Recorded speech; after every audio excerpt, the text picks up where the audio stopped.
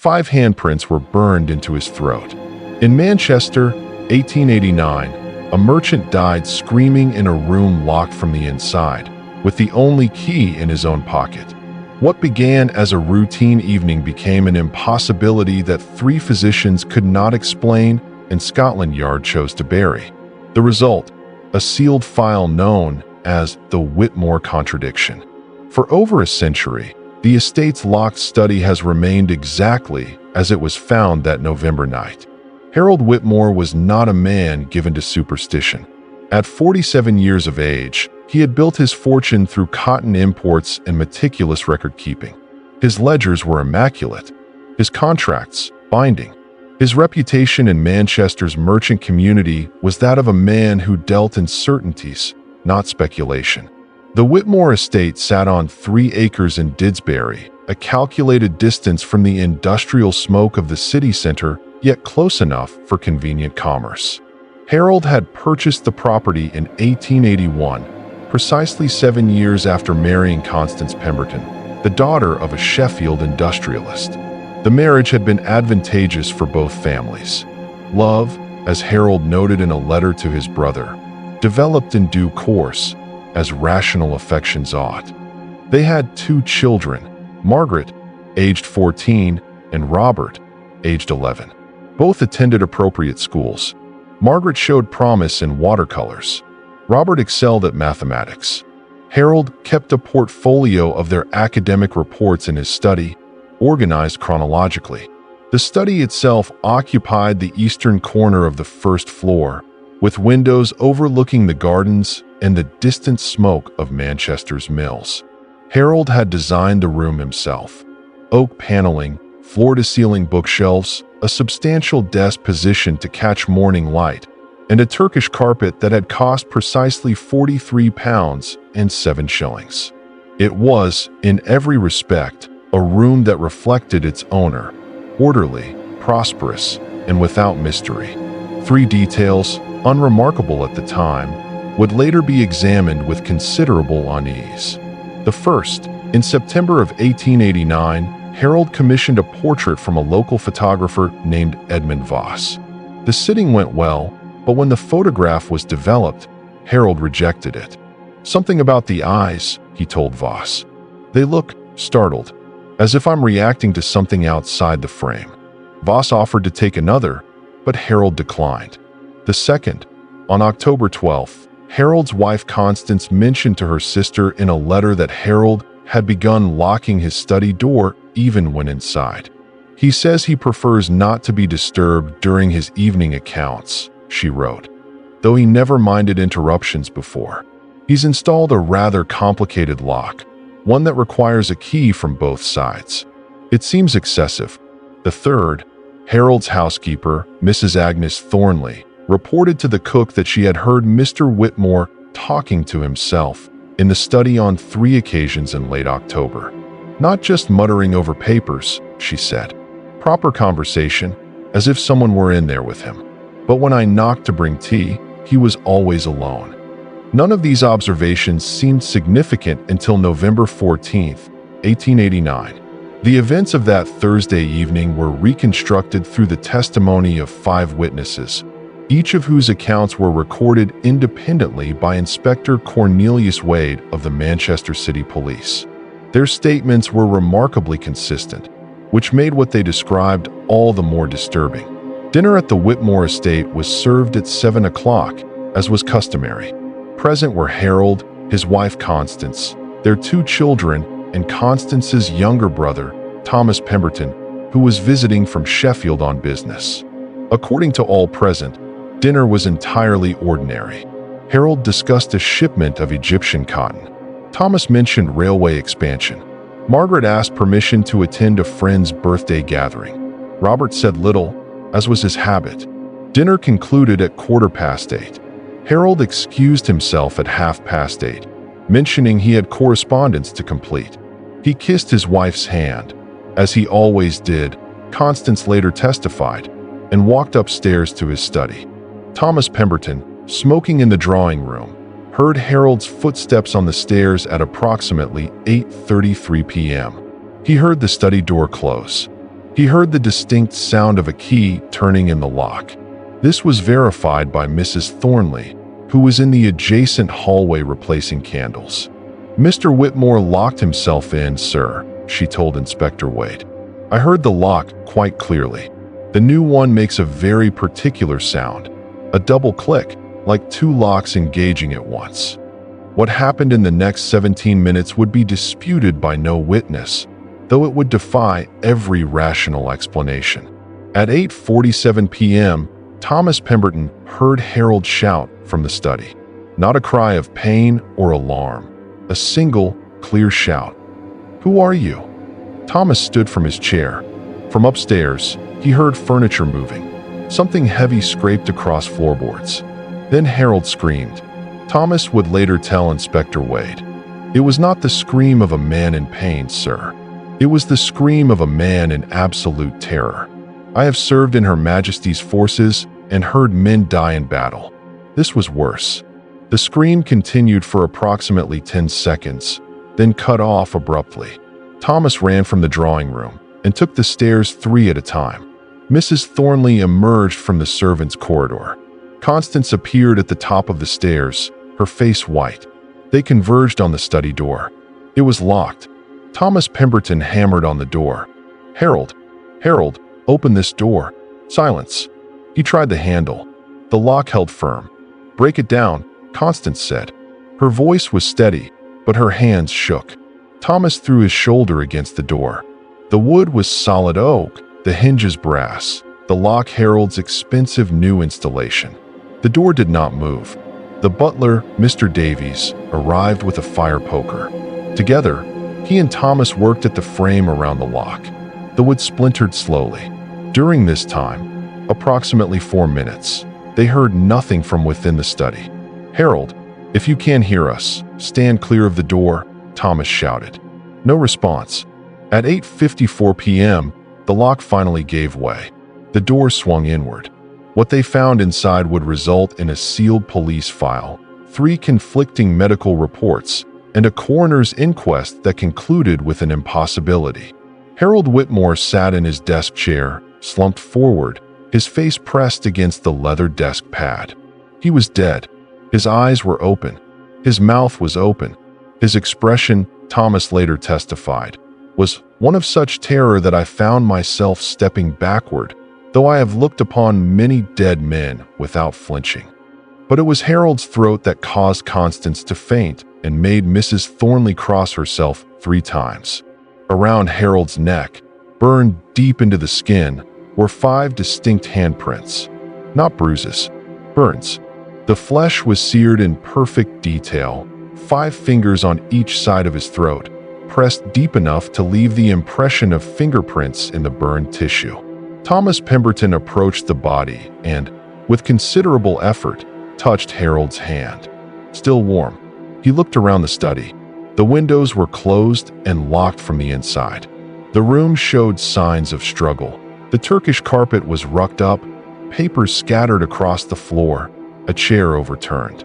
But the door had been locked from the inside until they broke it open, and Harold still held the key. It was clutched in his right hand, the ornate brass key to his complicated new lock, the lock that required a key from both sides, the lock that had been engaged when they found him. Dr. Ambrose Fletcher arrived at 9:17 p.m. He was the Whitmore family physician, a man of 53 years with an impeccable reputation and a practice that included several of Manchester's most prominent families. He examined Harold's body in situ, as Inspector Wade had requested. His initial medical report, written that night and preserved in the police file, contained the following observations. Subject is male, aged 47, of good health prior to death. Time of death estimated between 8:45 and 8:55 p.m. based on body temperature and rigor mortis. Cause of death appears to be asphyxiation. The deceased exhibits severe burns around the throat and neck in a pattern consistent with manual strangulation. However, the burns penetrate deeper than pressure alone would cause. The tissue shows thermal damage consistent with sustained contact with an extremely hot surface. estimated temperature of 400 to 500 degrees Fahrenheit. No weapon or implement capable of causing such burns was found in the room. Most peculiar, the burn pattern clearly shows 10 distinct fingers. Fingerprints are visible in the damaged tissue. I have never encountered burns that retain such precise anatomical detail. Dr. Fletcher paused in his examination, removed his spectacles, cleaned them, and replaced them. Then he added a final note. The fingers indicated by these burns are of abnormal length. Each is approximately 1/3 longer than normal human proportions. The span required to encircle the deceased's throat in this manner would require hands of considerable size, larger than any I have measured in 30 years of medical practice. Inspector Cornelius Wade of the Manchester City Police was a methodical man. He had investigated 17 murders in his career, and his conviction rate was exemplary. He did not believe in ghosts, curses, or phenomena that defied rational explanation. But the Whitmore case troubled him. He interviewed every member of the household separately. Their accounts corroborated each other perfectly. No one had entered or left the study. The door had been locked from the inside. The windows were locked from the inside. No hidden passages existed. The walls had been examined thoroughly. He studied the burns on Harold's throat with increasing discomfort. He requested a second medical opinion. Dr. Richard Ashford, a surgeon at Manchester Royal Infirmary with expertise in burn treatment, examined the body on November 15th. His report stated, "The burns are genuine and severe. They were inflicted by sustained contact with extreme heat. The precision of the handprint pattern is extraordinary. I have never seen burns maintain such anatomical accuracy. However, I must note an impossibility. For these burns to have been inflicted, the hands causing them would need to have been heated to a temperature that would cause severe burns to the hands themselves. Yet the deceased shows no defensive wounds, no burns on his own hands from contact with the heated object or assailant. Furthermore, the force required to maintain this grip while burning would be considerable. The deceased was a healthy man who should have been able to break free or at least show signs of defensive struggle. His hands are unmarked except for the key he clutched. I cannot explain this within my medical knowledge." A third physician was called, Dr. Leonard Hartwell, a specialist in forensic pathology from London, who had consulted on several high-profile cases for Scotland Yard. Dr. Hartwell arrived on November 17th. He spent 6 hours examining the body, the room, and the witness statements. His report, dated November 18th, was both more detailed and more disturbing than the previous two. I have examined the deceased and concur with my colleagues' findings regarding the cause of death: asphyxiation caused by severe burns in a pattern consistent with manual strangulation. I must add the following observations which I find deeply troubling. First, the fingerprints preserved in the burned tissue are clear enough for detailed analysis. I have compared them to fingerprints of all household members and visitors. They match none. Furthermore, the prints show unusual ridge patterns, 7 complete whorls on each finger, where normal human fingerprints show 4 to 6. Second, I found traces of an oily residue on the burned tissue. Chemical analysis is inconclusive, but the substance produces a sulfurous odor when heated. Third, the deceased's eyes show petechial hemorrhaging consistent with asphyxiation, but also with extreme terror.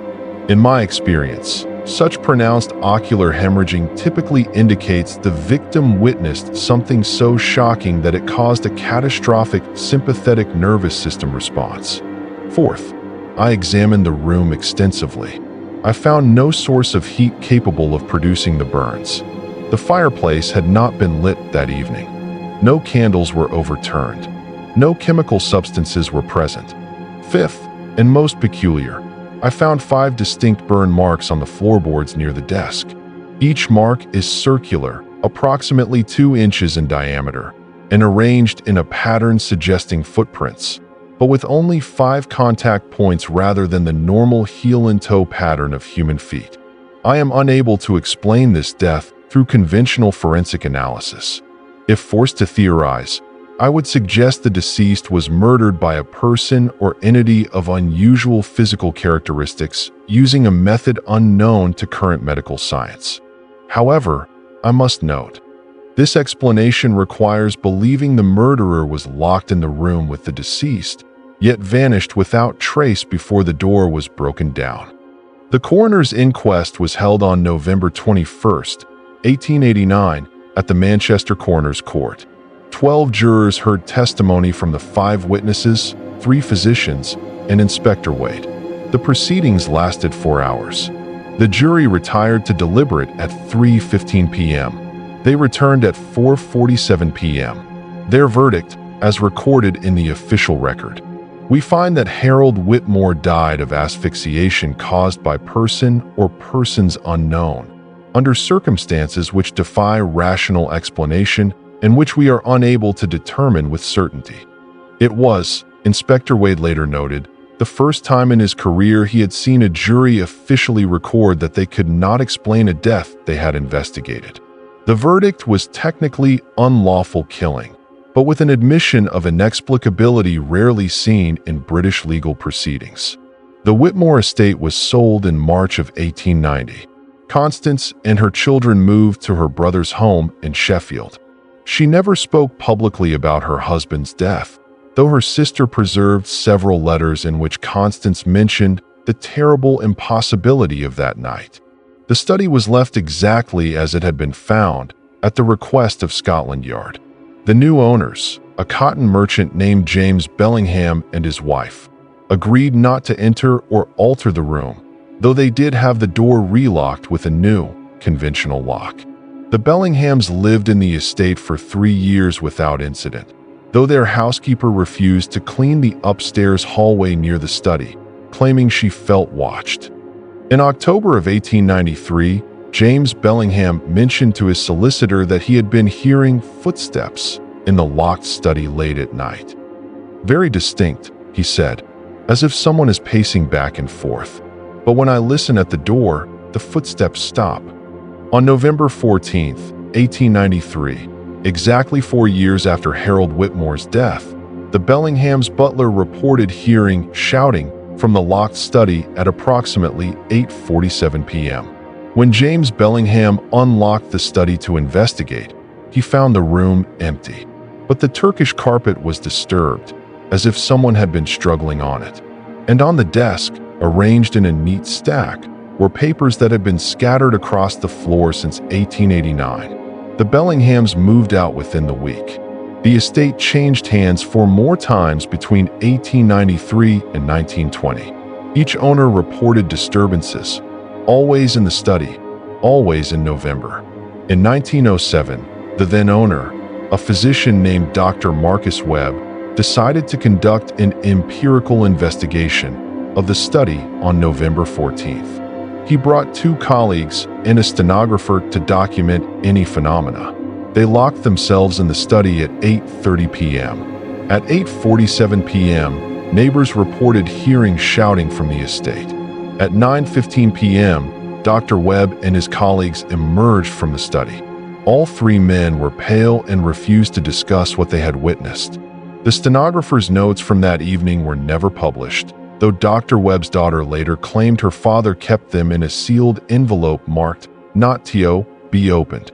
Dr. Webb sold the estate 3 months later and moved to Edinburgh.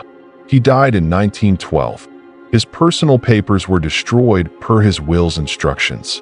The most detailed account of the study's phenomena comes from a 1916 letter written by Margaret Whitmore, Harold's daughter, to a researcher investigating Victorian spiritualism. Margaret, then 41 years old and living in London, wrote, "You asked me about my father's death. I was 14 years old that night, and what I heard has never left me. The authorities recorded that my father screamed for approximately 10 seconds. This is accurate. What they did not record, what I told no one, because I was a child and terrified, is what I heard in the moment between his shout of, 'Who are you?' and his scream. I was in my bedroom, directly above his study. I heard his shout clearly. Then I heard another voice. It was not a voice that should have come from a human throat. It was too deep, too resonant, as if it came from a great distance or a great depth. It spoke only 3 words, but I heard them as clearly as I heard my father's shout. It said, "The one called." Then my father screamed, and I heard nothing more until my uncle broke down the door. I have spent 27 years trying to understand what my father might have called and why it came when he did. Inspector Cornelius Wade retired from the Manchester City Police in 1902. In his personal journal, discovered after his death in 1911, he wrote a single entry about the Whitmore case. November 14th, 1889, remains the only investigation of my career that I cannot close with certainty. I have examined every rational explanation and found each wanting. The evidence suggests 3 impossibilities. First, Harold Whitmore was murdered by someone who was locked in the room with him, yet vanished before the door was opened. Second, he was murdered by someone whose hands were heated to temperatures that should have burned the assailant as much as the victim, yet no such person could have existed or escaped. Third, he was murdered by something that left footprints with only 5 points of contact and fingerprints that matched no human pattern. I am a rational man. I do not believe in supernatural agency, but I also do not believe in lying evidence. The burns were real. The locked room was real. The key in Harold Whitmore's hand was real. I conclude, with considerable reluctance, that there exist phenomena which our current understanding of natural law cannot accommodate. The Whitmore case is one such phenomenon. I have requested the file be sealed for 50 years. Perhaps future generations will understand what we cannot. The Whitmore estate still stands in Didsbury, though it has been converted into offices. The study remains locked, now behind a modern door with a Yale lock installed in 1967. The current building manager, who wished to remain anonymous, reported in 2018 that every November 14th, the building's electronic security system registers movement in the former study between 8:30 and 9 p.m., though the room is always empty when checked. "It's probably just a glitch in the sensors," he said. Though it's odd that it only happens on that one date. In 2003, during renovation work, contractors found Harold Whitmore's original desk in storage. When they moved it back into the study, they discovered something that had been hidden beneath it for over a century.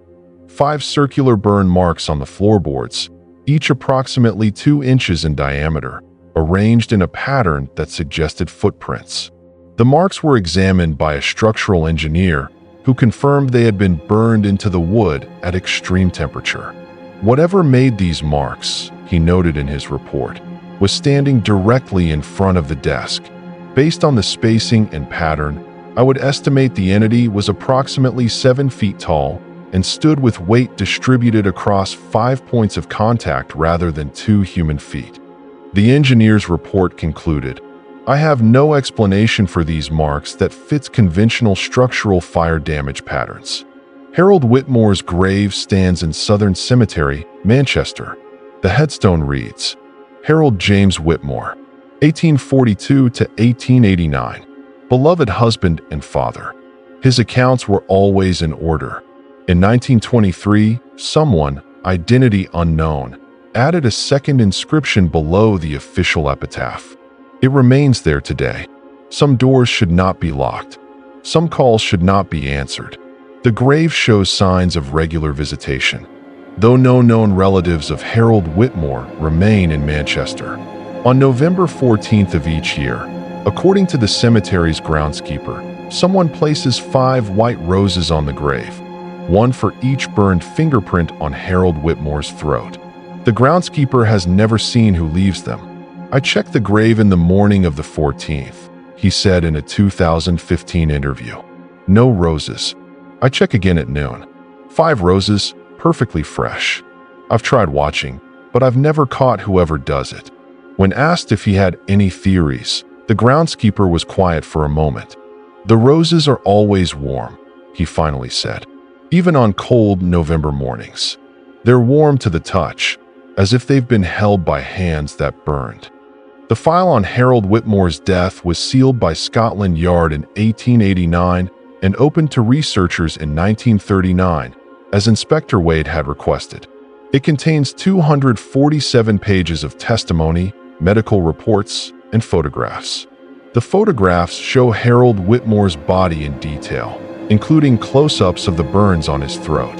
In photograph 14, if examined very carefully under magnification, something else is visible, a faint reflection in the window behind Harold's desk. The reflection shows a tall figure standing in the center of the room. The figure is approximately 7 feet tall, with arms extended toward the desk. The figure is in the room with the photographers, yet no one present mentions seeing it. Several researchers have examined the photograph. All agree the reflection is present. None can explain it. But the most unsettling detail is this. If you examine the figure's hands in the reflection, you can count the fingers. There are 7 on each hand. Harold Whitmore died in a locked room, strangled by hands that burned his flesh, clutching the key that proved no one could have entered or left. 3 physicians examined his body. All 3 confirmed the same impossibility. The burns were real, the room was sealed, and the hands that killed him were not human. The study in Didsbury remains locked. Every November 14th, something moves inside. Every November 14th, 5 warm roses appear on Harold's grave. But the most unsettling question remains. When Harold Whitmore shouted, "Who are you?" on that November night in 1889, what answered? And what did his daughter mean when she heard the voice reply, "The one called"? What do you think happened? Was Harold Whitmore the victim of an elaborate murder that Scotland Yard couldn't solve?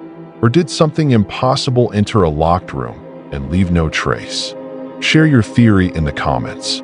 If this sent chills down your spine, hit that like button and subscribe for more forgotten horrors from the Victorian archives. Ready for another nightmare? The next story explores a condemned man who predicted murders from his prison cell. Murders that came true with impossible accuracy. Until next time, some rooms should stay locked.